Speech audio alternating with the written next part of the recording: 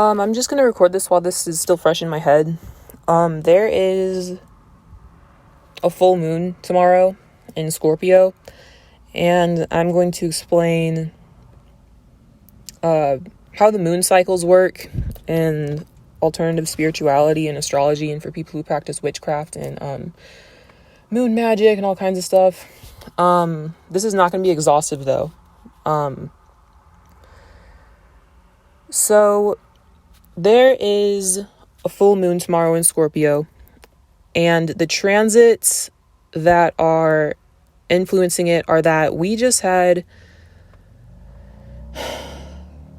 like half the solar system was in the sign of Aries like 2 weeks ago when there was that big solar eclipse. Like, I feel like everyone felt it. A lot of people felt drained around April 8th. A lot of people got sick. There was like a huge purging. For me, I felt like sudden pain and all kinds of like old emotions of like fear and stuff coming up around that time. It's because there was like a energetic cleansing happening. So like when you go through some kind of like detoxification, even though it's a good thing, it feels gross. Like the actual process of releasing toxins and being cleaned out feels gross. You feel weak. It can manifest in all different kinds of ways for people. So now, like 12 days later, 15 days later, like 2 weeks later, there is a full moon in the sign of Scorpio. I feel like intuitively, this full moon is like the final sting of that big experience that most people had. This is like the tail end of the spring eclipses and whatever you've been experiencing and clearing out and kind of like going through in order to process it and then release it. This is kind of like the final sting of it. So like, before I get into explaining how the moon cycles work, I'm going to explain a bit about Scorpio energy. Scorpio energy, I noticed, works in a way where it's like they start out as losers. They start out as the people who suck and get defeated and no one takes them seriously. And they're kind of like the little guys in a lot of ways. Because think of it, it's like archetyped by a scorpion. Scorpions are tiny. You'd never know it was like fatal unless you got very close to it or you tried to fuck with it. But yeah. Scorpio energy usually works in a way where there's an initial sting.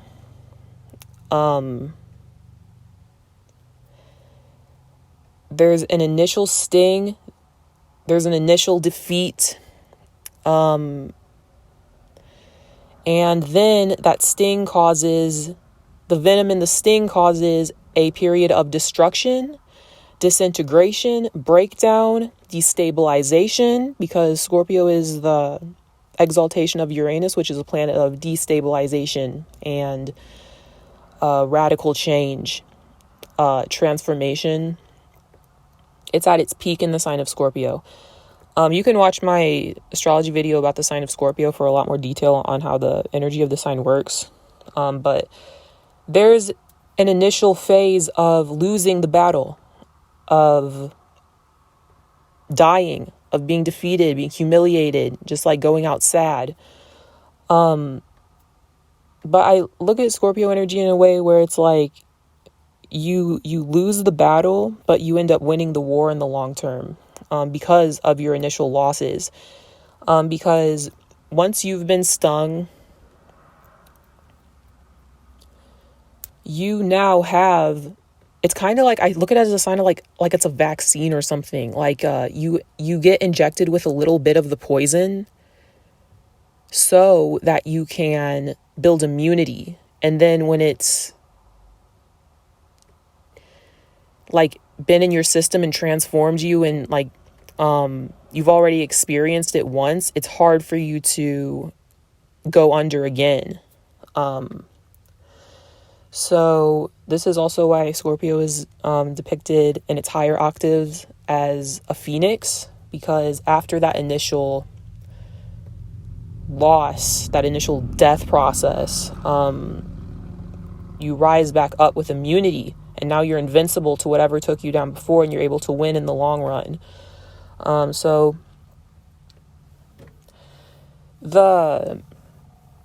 at this particular time period, the actual planets transiting the solar system are in interesting angles to each other.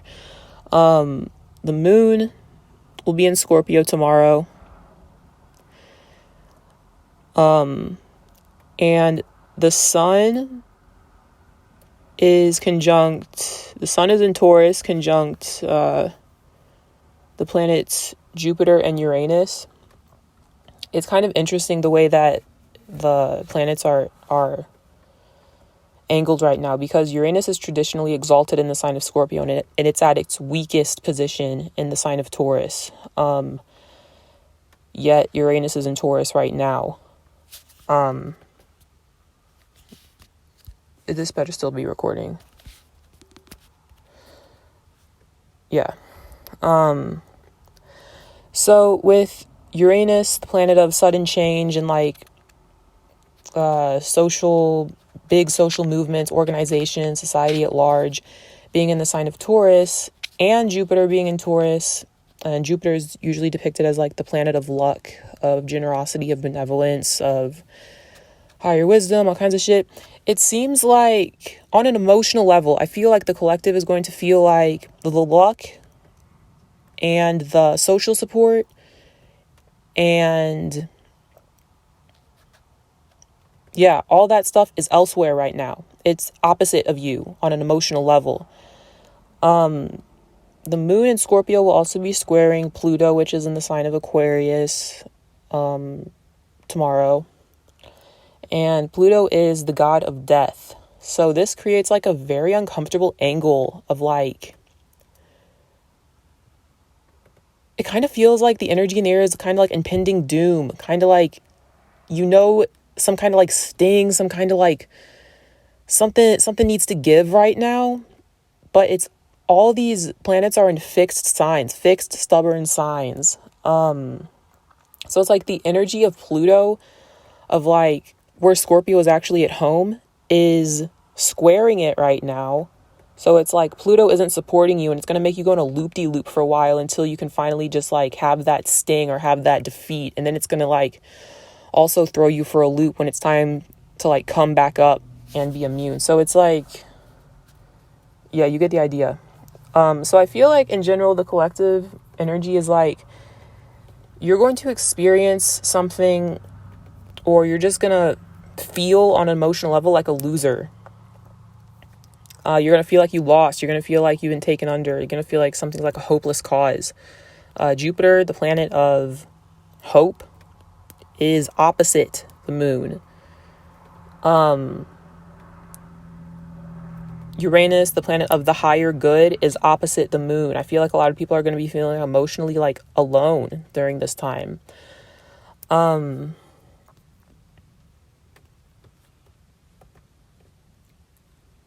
going to explain a little bit about how the moon cycles work really quickly. Look at what you were doing and what seeds you planted, like metaphorically, around the time that the new moon was in Scorpio, like 6 months ago. Because every 6 months, there is a new moon and then a full moon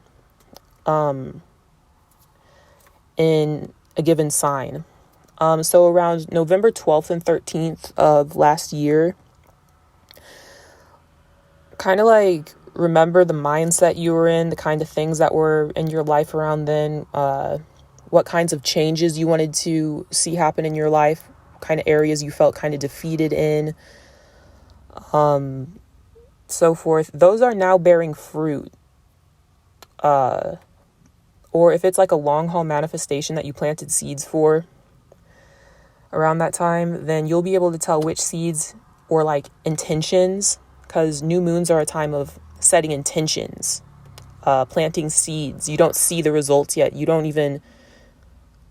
can't really even tell what's going to come up from the ground. You kind of just are relying on hope and faith and non-physical, like thought. Yeah. So like if it's a long haul manifestation that you've been planting seeds for, then you're gonna know. You probably already know right now, because full moons, you can feel the energy in the air like a week before and a week after. You'll be knowing which seeds or like your intentions took root around November and which ones have died in the gestation process. For me, the sign of Scorpio is in my first and second house. So check whatever houses that you have the sign of Scorpio in. And that's kind of going to give you like a general idea of whether the seeds you planted in like November are like going to come into something, or if they're like dead. Yeah, and I feel like the house that this is happening in for everyone is the area of life that's going to break down for a minute. It's like something has to give during this time. Like the energy is so fucking tense. It's like something has to happen. So that's the area of life that's going to break down or explode or something. And it's going to feel terrible for a minute because there's like this release. There's a catharsis happening. So it's going to suck for a minute, and then it's going to come back immune and transform for the better. This full moon is happening in my first house and my second house. Like I said, my first house, it's about identity, like self-concept, yourself, your body, your appearance. The second house is your survival needs, what you need for safety, what you need to survive. It's not you, it is your possessions. It's the things that you need for safety and security. I remember around November, I'm just going to be honest. The first week of November, I had to go back to a psych ward because too much was happening. I was being spiritually attacked. My energy was all over the place. Unwanted people and places and things were in my life just fucking me up, and I felt very unsafe. I felt very insecure. I didn't know who I was anymore. All kinds of shit was happening. I just felt like I was being stung all over the place, and like I didn't know what the fuck was going on. So I was like planting seeds around that time for security and safety and my identity and knowing who I was again, and in contrast to knowing what was me, like where I begin and where others end, because I couldn't tell at that time. It was a really the energy was crazy for me at that time. So I'm seeing the fruits of my labor, the fruits of the fucking hell I was in around November. For me, a lot of my security needs are kind of strange compared to other people. I find a sense of security in volatility. I find a certain sense of security in being able to know that I can control how volatile things become, or I know how to like dominate a situation, or I feel a strange sense of safety in chaotic situations, but like being the one who's in control of it, being aware of. It's different.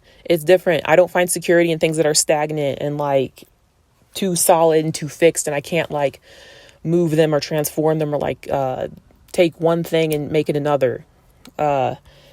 Anyway, I've been also feeling like changes in my appearance are happening for the better. Yeah, I have like a little list of notes and stuff that I'm going down. I just want to make sure I like talked about everything. Cause like I got all these downloads about what's happening around this time. I wanted to make sure I got all this out before I forgot.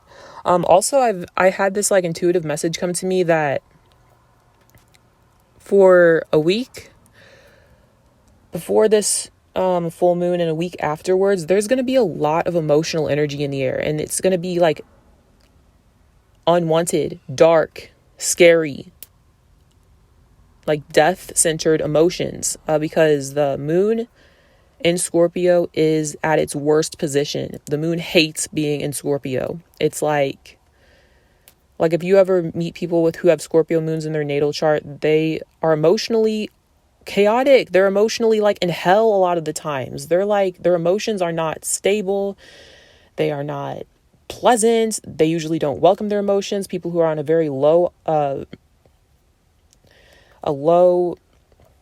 emotional vibration, they're like, they don't even like to acknowledge that their emotions exist. They like to push them into some dark corner.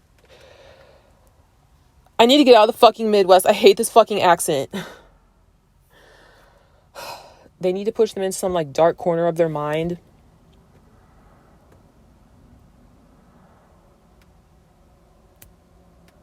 I feel so gross. Get me out of the fucking Midwest. Ew. Like, I feel like I have like, get me out of here.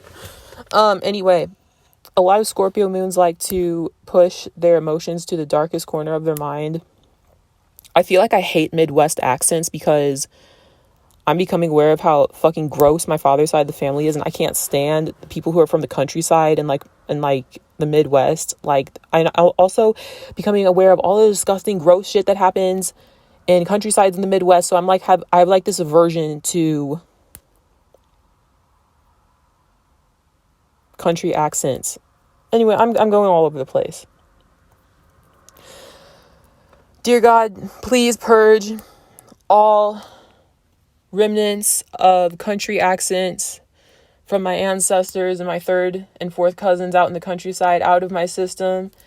Please free me from all generational curses that perpetuated and started in the countryside. Please free me of my family. For the love of God, get me the fuck out of here. Get me out of here.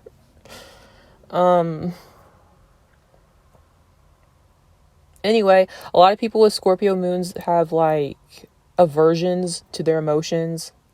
They have aversions to even being nurtured emotionally because they're in like fight or flight mode a lot of the times, and like they feel so like whatever you nurture is going to start growing. It's going to expand. It's going to sustain life. And the way that Scorpio energy works is that, did I say this was going to be a short video? The way Scorpio energy works is like they don't like long-term stability because there's like this automatic understanding that with Scorpio energy, whatever has been long-standing for a long time also has a very dark, disgusting underbelly of festering. There's a lot of energy festering underneath it. Whatever you're seeing on the surface, no matter how attractive and beautiful and perfect it seems, there's a dark underbelly to it, and it's fucking gross. There's something festering underneath it. There's something disgusting and rotting and dead, and there's power imbalances, and yeah, so Scorpio energy does not like being in the moon because it's just like it's totally out of its depths there. You get the idea. Oh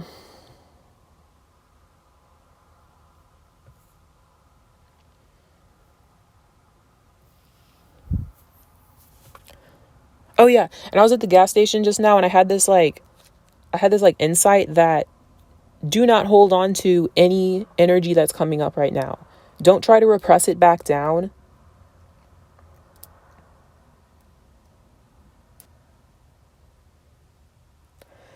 Oh yeah, also, and I realized this a while ago, that whatever you realize on a full moon is true. It is fated. Whatever dreams you have on a full moon are like the universe speaking to you about something that needs to come to your awareness in order for it to be released. A lot of the times we think that if we repress something, then it's out of sight, out of mind. But no, it's just going into the deeper recesses of you and then just like staying in your energy field. So like when something comes up, it needs to be acknowledged, experienced for a second, and then released, because whatever you repress just continues like being there. Who is it? Who is in the countryside that I need to become aware of?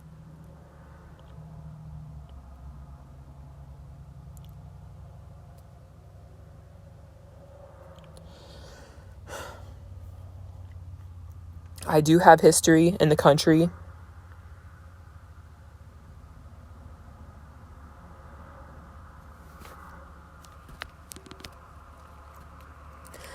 Is there anything else I need to describe? I forgave Zach. I forgave my disgusting incestuous family.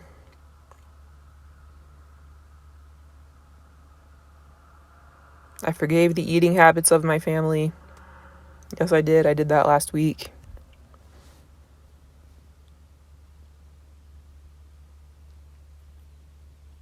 Yeah.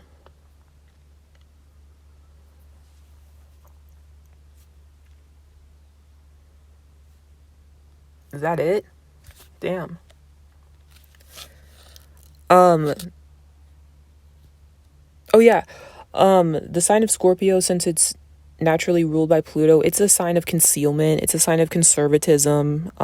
It's not like a sign that's like out in the open, like say like Leo or something.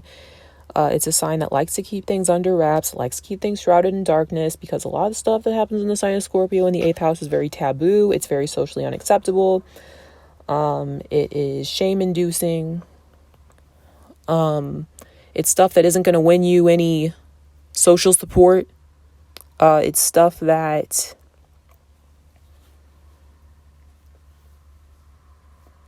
you get the idea. It's like the trenches. It's like the underbelly. It's the underworld. So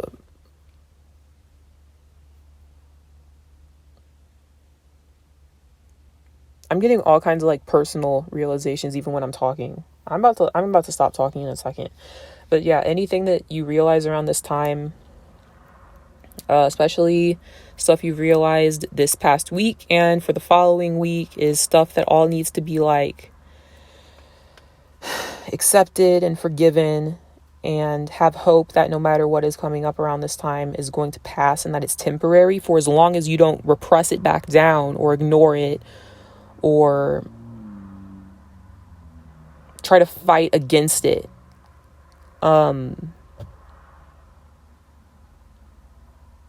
forgave my father, but it looks like I'm going to have to continuously do this. I forgave my uncle. They're just so gross. I'm done talking.